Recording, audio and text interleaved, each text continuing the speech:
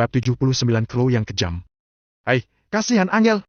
Jika bukan karena menikah dengan Valentino yang tidak berguna itu, mungkin dia juga memiliki kesempatan. Benar sekali. Dia cantik, mungkin bisa bersama kita, menjadi gundik di keluarga Wijaya. Jangan bicarakan tentang dia lagi. Dia sama sekali tidak setara dengan kita sekarang. Di sisi lain, 5 hari lagi sebelum tanggal 8. Valentino membuat banyak persiapan karena mau memberikan kejutan besar untuk Angel. Saat dia ingin pergi keluar, sesuatu terjadi pada Danu. Ada telepon dari Anton.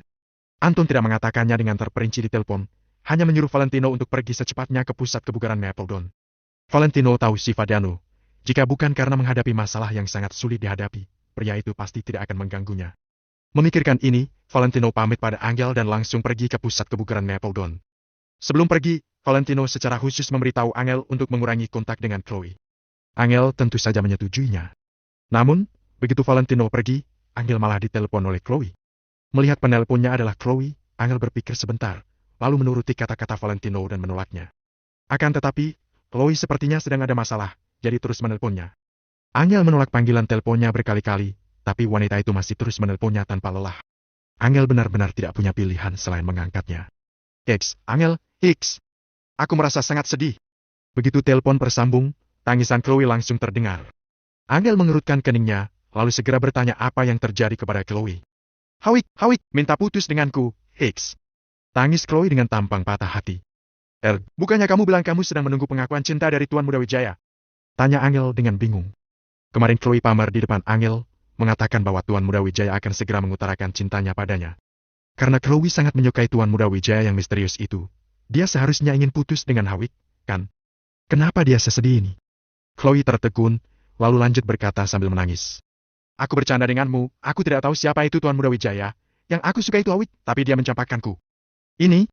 Angel menghela napas pelan, hanya bisa menghibur Chloe dengan beberapa patah kata. Angel, aku sangat sedih sekarang, apa kamu bisa datang ke rumahku untuk menemaniku? Tanya Chloe dengan nada menyedihkan. Angel dibuat kesulitan dengan pertanyaan ini. Di satu sisi, sahabat baik yang sudah dikenalnya selama bertahun-tahun meminta bertemu, sedangkan di sisi lain adalah saran dari Valentino. Angel yang baik hati kesulitan untuk membuat keputusan. Dia percaya kalau Valentino tidak akan menyakitinya, tapi bagaimanapun juga, dia sudah mengenal Chloe selama bertahun-tahun.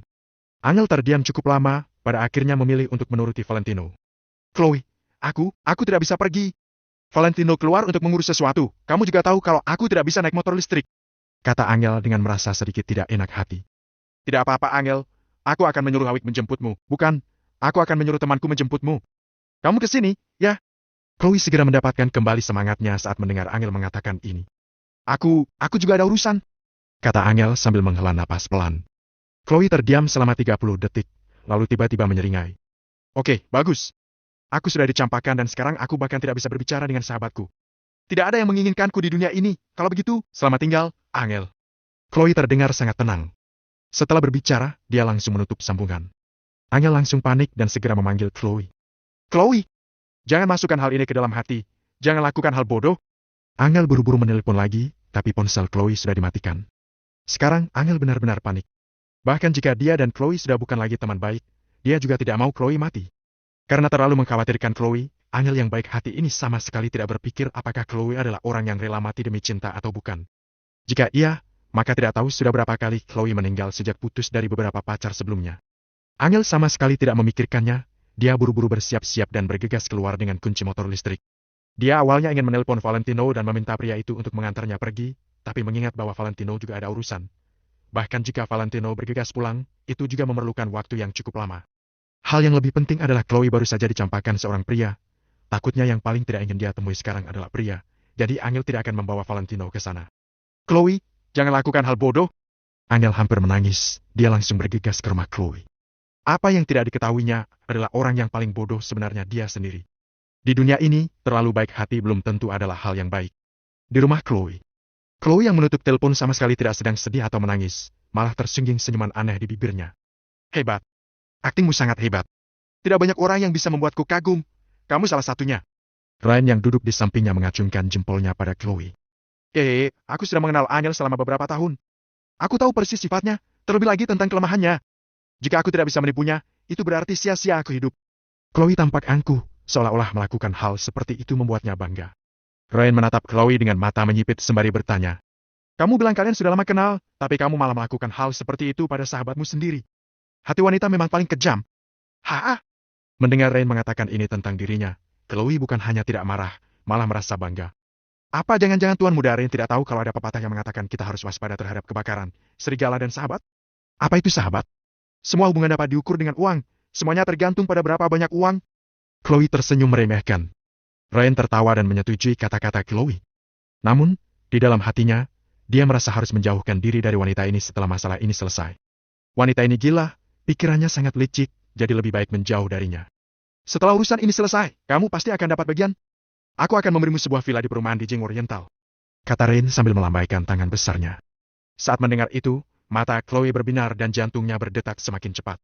Dia tidak salah melakukan hal ini. Perumahan di Jing Oriental terletak di pusat kota Neo, tempat di mana setiap inci tanah harganya selangit. Di kota Neo, selain Villa Cloud yang melambangkan rumah orang berkuasa, di Jing Oriental adalah daerah orang-orang kaya kedua. Orang yang bisa tinggal di tempat itu adalah orang kaya dan terhormat, jadi harga rumahnya juga lebih mahal dari tempat lain. Bahkan untuk villa di perumahan di Jing Oriental, harganya juga sekitar 140 juta hingga 160 juta per meter perseginya. Walaupun dia menghabiskan semua tabungannya, Chloe mungkin masih tidak bisa membeli satu toilet di sana. Sekarang Rain ingin memberinya sebuah villa dengan satu lambaian tangannya.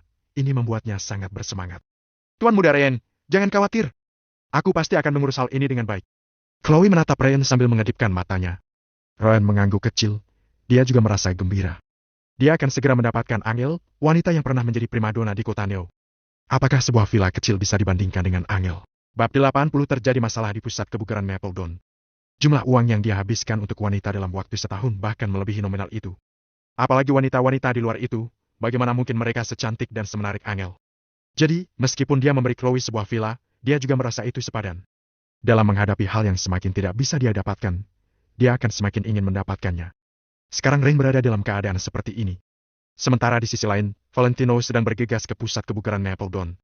Benar-benar terjadi masalah di sana.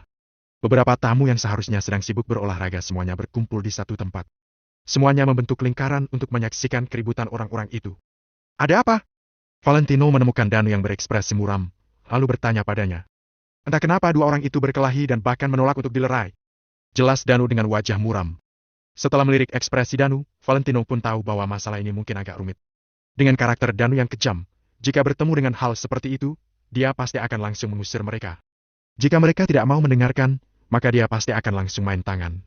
Kenapa? Apakah mereka tidak mau keluar? Tanya Valentino sambil mengerutkan kening. Aku akan mencoba untuk membujuk mereka lagi. Danu berhenti sejenak, lalu kembali berjalan maju. Tiba-tiba Anton berdiri di samping Valentino, kemudian memberitahu Valentino detail kejadian itu. Kak Valentino, Kak Danu tidak ingin memberitahumu hal ini. Barusan mereka menunjuk Kak Danu, lalu memarahinya dan menyebutkan latar belakang keluarga mereka serta pejabat-pejabat yang mereka kenal. Kak Danu khawatir hal ini akan menimbulkan masalah bagimu. Jadi dia bersabar selama ini, tapi tak disangka, mereka malah semakin menjadi-jadi. Kalau mereka tidak mau pergi, bisnis tidak bisa berjalan lagi. Itulah sebabnya aku diam-diam menelponmu dengan ponsel Kak Danu. Setelah mendengar hal ini, Valentino mengerutkan alisnya lagi. Tidak heran mengapa Danu tidak langsung mengusir mereka. Tampaknya latar belakang orang-orang itu tidak sederhana. Oleh karena itu, Danu memilih untuk bersabar agar tidak menimbulkan masalah bagi dirinya. Akan tetapi, Valentino akan memberitahu Danu bahwa dia telah melakukan kesalahan dalam hal ini. Sebagai teman Valentino, Danu tidak perlu bersabar dengan siapapun. Beraninya kamu maju. Percaya atau tidak, aku akan menamparmu. Apakah kamu berani melawan kalau aku menamparmu? Seorang pemuda menunjuk Danu dan memarahinya ketika melihat Danu maju lagi. Tidak ada seorang pun yang berani berbicara. Siapa yang tidak tahu bahwa orang itu adalah tuan muda dari keluarga laki di kota Neo? Jangankan tamu pusat kebugaran, bahkan para karyawan pusat kebugaran juga tidak ada yang berani berbicara. Memangnya kenapa jika pusat kebugaran Mapledon bernilai puluhan miliar? Di mata keluarga laki dari kota Neo, itu hanyalah nominal kecil, tidak ada apa-apanya. Danu melirik pemuda itu dengan dingin, tapi masih mencoba menahan diri. Dia tidak ingin menimbulkan masalah bagi Valentino, jadi tidak mau menyinggung para tuan muda dari keluarga besar. Dulu kupikir pemilik pusat kebugaran ini sangat tangguh, tapi ternyata dia juga harus tunduk pada penguasa yang kuat. Tentu saja. Kalau dia berani menyinggung keluarga laki, pusat kebugarannya pasti akan tutup dalam hitungan menit. Mereka bahkan tidak berani kentut sekarang. Tampaknya pusat kebugaran ini hanya seperti ini saja. Kenapa harus membuka pusat kebugaran kalau tidak ada latar belakang? Lihatlah sekarang, dia bahkan tidak bisa melanjutkan bisnisnya setelah ada yang membuat masalah. Kerumunan di sekitar berbicara sambil meledek. Mereka merasa bahwa pusat kebugaran Mapledon berani melakukan bisnis tanpa latar belakang. Benar-benar sangat menantang. Apa yang kamu lihat? Apakah kamu ingin memukulku? Cobalah kalau kamu berani. Pemuda itu menunjuk Danu sambil memarahinya. Danu menarik napas dalam-dalam dan memilih untuk tetap bersabar. Sialan! Sampah! Jangan menghalangiku. Kalau kamu tidak berani memukulku, pergi saja dari sini. Pemuda itu mencibir, lalu menampar wajah Danu.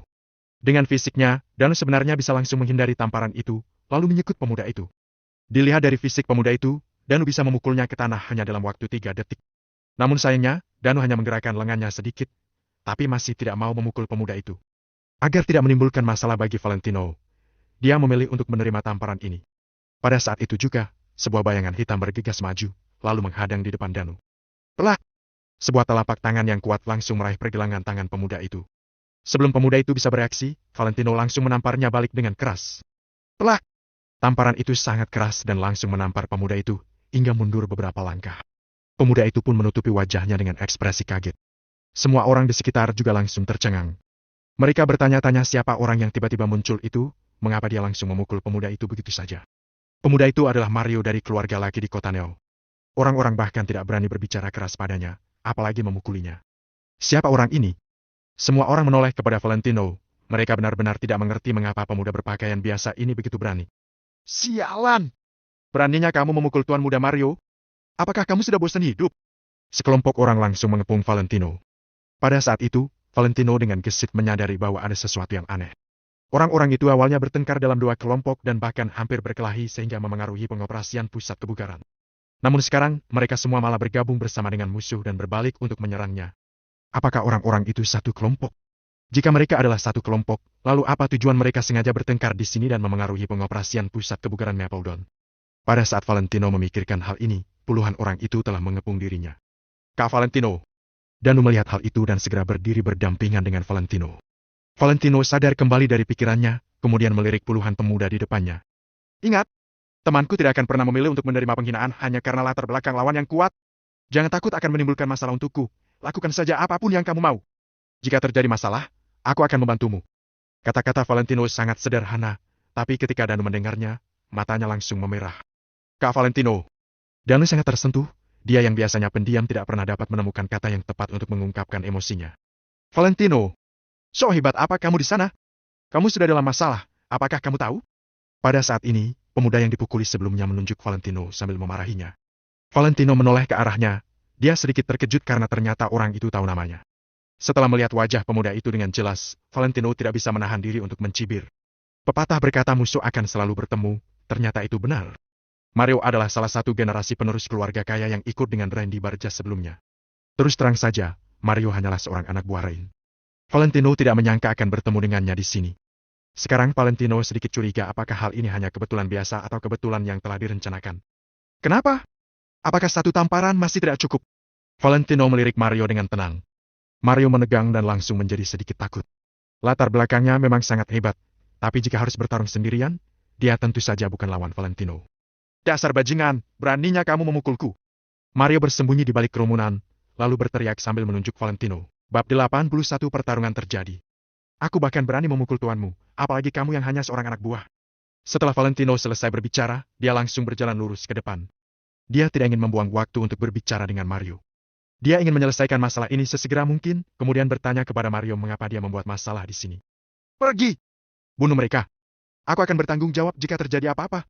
Begitu melihat Valentino berjalan ke arahnya, Mario segera mundur beberapa langkah, lalu berteriak kepada puluhan bawahannya. Dalam sekejap, puluhan pemuda mengulurkan tangan mereka, lalu mengeluarkan benda seperti pipa baja dari belakang punggung mereka. Valentino mengerutkan alisnya, ternyata orang-orang itu datang dengan persiapan. Tampaknya memang ada sesuatu di balik hal ini. Selesaikan pertarungan ini dengan cepat. Setelah berkata kepada Danu di sebelahnya, Valentino langsung berinisiatif untuk menghadapi puluhan orang itu tanpa menghindarinya. Baik, Kak Valentino. Jawab Danu dengan penuh semangat, dia sudah lama tidak bertarung berdampingan dengan Valentino. Para tamu dan karyawan pusat kebugaran di sekitarnya mundur ke samping karena takut pertarungan di lapangan akan memengaruhi mereka. Dari mana asal orang itu? Apakah dia gila? Beraninya dia melawan Mario? Terlepas dari latar belakang Mario yang hebat, bisakah dia mengalahkan puluhan orang di depannya? Pemilik pusat kebugaran ini juga bodoh, bisa-bisanya dia menemaninya bertarung. Apakah dia sudah bosan hidup? Minggir, minggir, jangan sampai darah memercik ke tubuh kita. Banyak orang di sekitar menggelengkan kepala mereka berkali-kali. Mereka sudah memprediksi akhir dari Valentino dan Danu. Hanya Anton dan beberapa orang lainnya yang menaruh harapan pada Valentino. Karena mereka adalah orang yang dikalahkan oleh Valentino ketika Anton membantu Howie untuk mengalahkan Valentino sebelumnya. Waktu berjalan dengan sangat cepat. Hanya dalam sekejap mata, kedua belah pihak telah berhadapan secara langsung. Seorang pemuda dengan ekspresi ganas, mengepalkan tongkat di tangannya, lalu membantingnya ke kepala Valentino. Dia mengayunkan tongkatnya dengan kuat sambil menimbulkan suara ledakan di udara dengan kecepatan secepat kilat. Jika tongkat itu mengenai kepala seseorang, maka sang korban setidaknya akan mengalami gegar otak ringan. Namun, Valentino malah tersenyum menghina ketika melihatnya. Dengan tatapan dingin, dia meninju batang hidung pemuda itu dengan cepat. Di hadapan kecepatan absolut, gerakan pemuda itu seperti tendangan dan tinju yang kacau. Biog, kekuatan dorongan Valentino bisa mencapai hampir 150 kg. Jadi, bisa dibayangkan betapa kuatnya tinjunya itu. Batang hidung adalah bagian yang sangat rapuh, jadi hanya dengan satu tinju itu, pemuda itu langsung dipukul mundur berkali-kali.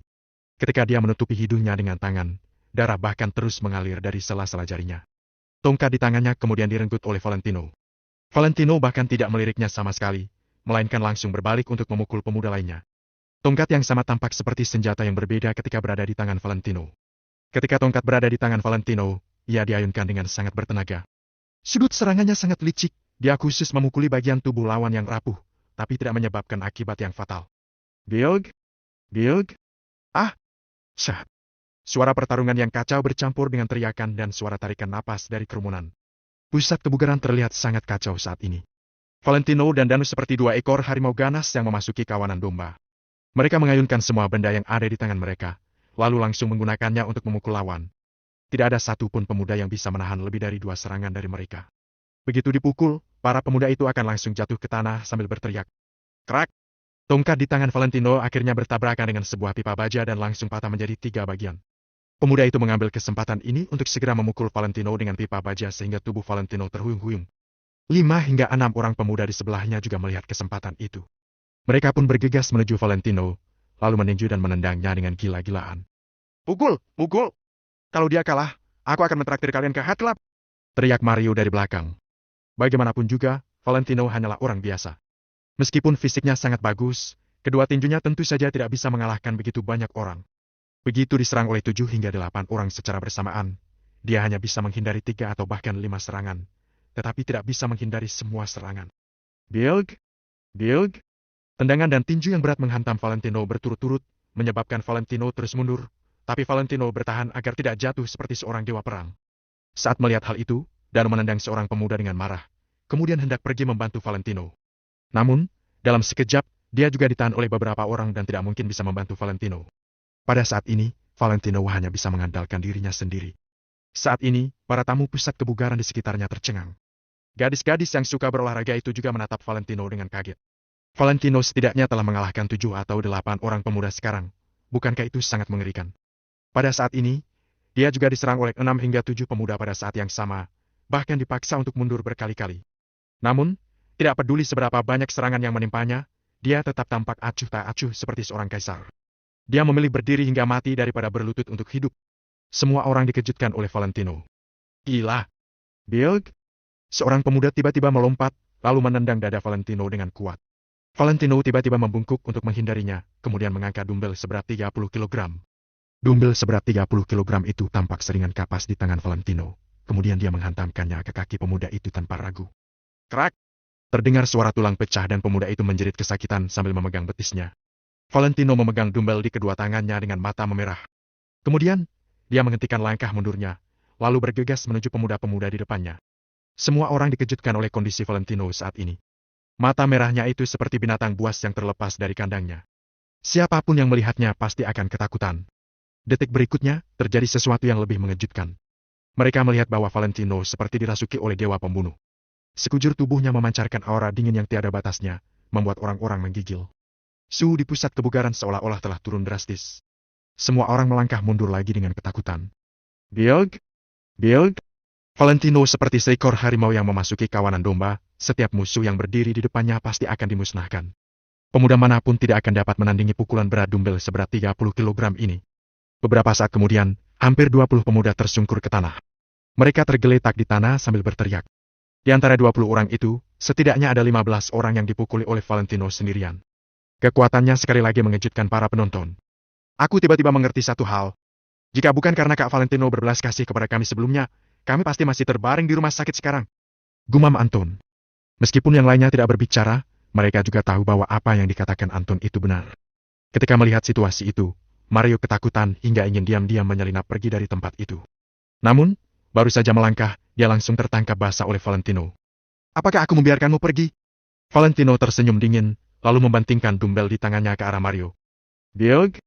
Dumbbell itu menghantam kepala Mario. Dalam sekejap, Mario jatuh ke tanah dan tidak bisa berdiri lagi. Bab 82 Pengalihan. Valentino tidak punya waktu untuk memedulikan tatapan kaget orang-orang di sekitar. Valentino maju 2 langkah, lalu Valentino menjambak rambut Mario dan mengangkatnya. Aku tanya padamu, sebaiknya kamu mengatakan dengan jujur siapa yang menyuruhmu membuat masalah di sini? Valentino menatap Mario dengan dingin. Mario awalnya ingin berbohong untuk menunda waktu, tapi saat dia melihat mata dingin Valentino, dia ketakutan hingga tidak berani berbohong. Tuan Muda Rain yang menyuruhku datang. Mario terpaksa mengkhianati Rain demi keselamatannya sendiri. Lalu, Mario tidak ingin dibuat cacat oleh Valentino seperti para pemuda di tanah itu. Rain? Valentino mengernyit. Apakah Rain tahu bahwa pusat kebugaran ini miliknya? Bahkan kalau Rain tahu, kenapa Rain melakukan hal ini? Apa tujuannya? Benar, itu Tuan Muda Rain. Tuan Muda Rain menyuruhku membuat masalah di sini. Katanya semakin besar masalahnya, semakin baik. Mario yang kerahnya dicengkeram oleh Valentino terus-menerus mengangguk seperti ayam. Kenapa dia melakukan ini? Tanya Valentino setelah beberapa saat. Setelah menanyakan ini, Valentino mencengkeram Mario dengan sedikit lebih erat. Tuan Muda Rain menyuruh kami memancingmu ke sini. Selama kami memancingmu ke sini, misi kami selesai. Mario merasakan kekuatan telapak tangan Valentino. Mario ketakutan hingga tidak berani bernapas dan buru-buru menjawab dengan jujur. Memancingku ke sini. Valentino mengernyitkan kening. Kenapa Rain memancingnya ke sini? Apa mungkin untuk memancingnya ke sini, lalu menyuruh Mario dan orang-orang ini memukulinya? Apakah preman-preman lemah ini mampu menghajarnya? Rain terlalu naif. Rain memancingku keluar rumah, lalu. Tiba-tiba, satu kata terlintas di benak Valentino. Pengalihan? Valentino juga tahu bahwa Rain memiliki maksud buruk terhadap Angel. Sekarang, Rain melakukan ini, pasti untuk memancing Valentino keluar agar meninggalkan Angel. Saat memikirkan ini, aura Valentino menjadi semakin dingin. Seperti dugaannya, saat dia menelpon Angel, ponsel Angel sudah dimatikan. Pada saat ini, aura dingin di tubuh Valentino menjadi semakin kuat. Suhu di pusat kebugaran menurun seperti gletser yang jatuh dari langit, membuat semua orang dapat merasakan rasa dingin itu. Banyak orang tidak berani bernapas karena takut dilihat oleh Valentino yang sedang marah. Setiap orang memiliki batas yang tidak dapat disentuh, kalau disentuh akan berakibat fatal. Kata-kata ini bukanlah omong kosong. Kalau Rain berani menyentuh sehelai rambut Angel, maka Valentino akan menghancurkan Rain meskipun harus mengguncangkan dunia. Katakan alamatnya, kamu hanya punya satu kesempatan. Kalau kamu berani berbohong, maka kamu dan bisnis keluargamu akan hancur. Mata Valentino semakin memerah seperti singa yang marah. Di rumah Chloe, pacarnya Hawik. Tapi, aku tidak tahu di mana Chloe tinggal. Kak Valentino, kamu harus percaya padaku, aku benar-benar tidak tahu. Mario mana berani berbohong, saat ini dia sudah dibuat ketakutan oleh Valentino. Valentino menjadi lebih marah saat mendengar itu, tidak disangka Chloe juga terlibat. Sejak awal, Valentino sudah tahu Chloe bukanlah orang yang sederhana. Namun, Valentino tidak pernah menyangka bahwa Chloe akan membantu Rain dan menjebak Angel. Pantas saja Rain tahu bahwa pusat kebugaran Mapledon ada hubungannya dengannya. Pasti Chloe yang mengatakannya. Danu, awasi mereka. Aku masih ada urusan, harus pergi dulu. Valentino tidak punya waktu untuk memikirkannya, jadi segera berbalik dan berjalan keluar. Kak Valentino, aku akan pergi bersamamu. Danu memberikan perintah kepada staf, lalu dengan cepat mengikuti Valentino. Valentino tidak menolak. Dalam perjalanan ke bawah, dia menelpon Angel beberapa kali, tapi ponsel wanita itu masih mati. Oh iya, Siska? Valentino tiba-tiba teringat bahwa Siska dan Chloe adalah teman baik. Wanita itu pasti tahu tempat tinggal Chloe. Untungnya saat membeli mobil, dia dan Siska yang menjadi resepsionis eksklusif Valentino, bertukar nomor telepon. Setelah telepon terhubung, Valentino tidak basa-basi lagi dan langsung menjelaskan maksudnya. Saat menerima panggilan dari Valentino, Siska sangat gembira, lalu sedikit bingung ketika mendengar Valentino menanyakan alamat Chloe. Namun, dia tetap memberitahu Valentino. Setelah mendapatkan alamat dari Siska, Valentino tidak mengatakan apa-apa lagi. Dia bergegas menuju rumah Chloe bersama Danu dengan kecepatan penuh. Valentino sama sekali tidak peduli dengan berapa banyak lampu merah yang diterobosnya sepanjang jalan. Di rumah Chloe. Chloe, jangan minum lagi. Angel meraih botol di tangan Chloe. Ponsel keduanya dimatikan, lalu diletakkan di samping. Ini adalah permintaan dari Chloe. Wanita itu mengatakan kalau dia tidak ingin diganggu oleh siapapun dan ingin kehilangan kontak dengan dunia luar, jadi Angel pun terpaksa mematikan ponselnya. Angel mau tidak mau mengalah saat melihat Chloe ingin mati, jadi dia mengikuti kemauan wanita itu. Chloe tiba-tiba menatap Angel sambil berkata dengan serius. Angel, apakah kamu teman baikku? Kalau kamu teman baikku, maka minumlah denganku. Saat ini, Angel benar-benar tidak bisa menolak Chloe. Karena bagaimanapun juga, Chloe terlihat sangat menyedihkan sekarang. Namun, Angel tiba-tiba teringat kejadian di bar jazz sebelumnya, jadi dia ragu-ragu. Chloe, kamu tahu kalau aku tidak bisa minum, aku juga jarang minum. Angel ingin menolaknya. Kalau begitu lupakan saja. Lagi pula, aku tidak punya apa-apa sekarang, tidak apa-apa. Chloe menertawakan dirinya sendiri, lalu mulai minum sambil memegang botol bir. Angel merasa tidak nyaman melihat Chloe seperti ini. Setelah ragu-ragu sejenak, dia pun mengambil sebotol anggur. Selama kamu berjanji padaku untuk tidak berpikir terlalu banyak dan tidak melakukan hal-hal bodoh, maka aku akan minum bersamamu. Oke. Angel, aku akan menurutimu. Selama kamu menemaniku minum hingga mabuk, aku akan menurutimu. Aku janji, selama kita berdua mabuk, maka aku akan melupakan semua hal yang tidak menyenangkan saat bangun besok. Chloe buru-buru meyakinkan Angel. Kemudian, Chloe berinisiatif membantu Angel membuka tutup botol anggur, lalu menyerahkannya kepada Angel. Angel terdiam sebentar, kemudian mengangkat kepalanya dan mulai minum. Namun, apa yang tidak dia sadari adalah tatapan meremehkan dan ejekan di mata Chloe saat ini, serta kepuasannya atas keberhasilan rencananya. Selanjutnya, Chloe terus menuangkan bir untuk Angel. Setiap kali Angel menolaknya, Chloe akan segera mengatakan bahwa Angel tidak menganggapnya sebagai teman, bahkan mau melompat dari gedung. Bagaimana Angel bisa membiarkannya melakukan itu? Jadi dia hanya bisa mengerutkan kening dan terus meminum bir. Tak lama kemudian, pipinya pun memerah. Chloe lebih kuat minum daripada Angel. Selain itu, dia sengaja minum lebih sedikit, jadi saat Angel sudah mulai mabuk, dia masih baik-baik saja. Angel, bukankah kamu memberitahuku sebelumnya kalau kamu tidak terlalu menyukai kehidupanmu saat ini, dan merasa bahwa Valentino itu tidak berguna? Tanya Chloe sambil bercanda. Angel yang sudah mabuk tercengang sejenak saat mendengar hal itu, kemudian terdiam lama sebelum menjawab. Itu dulu. Kemudian aku menemukan bahwa selama ada dia di sisiku, rasanya cukup bagus. Angel yang tidak pernah mengatakan yang sebenarnya di depan Valentino, mengatakan kata hatinya di sini. Tidak peduli seberapa baiknya bajingan itu, aku sayang padamu, jadi aku mencari pria yang 100 kali lebih kaya darinya untukmu. Chloe menyeringai lagi. Tidak, tidak butuh. Aku hanya ingin Valentino. Bahkan jika mabuk, Angel masih berpegang pada prinsipnya. Ini tidak bisa terserah padamu. Chloe tertawa bercanda, lalu meraih ponselnya. Dia ingin mengirim pesan kepada Ray.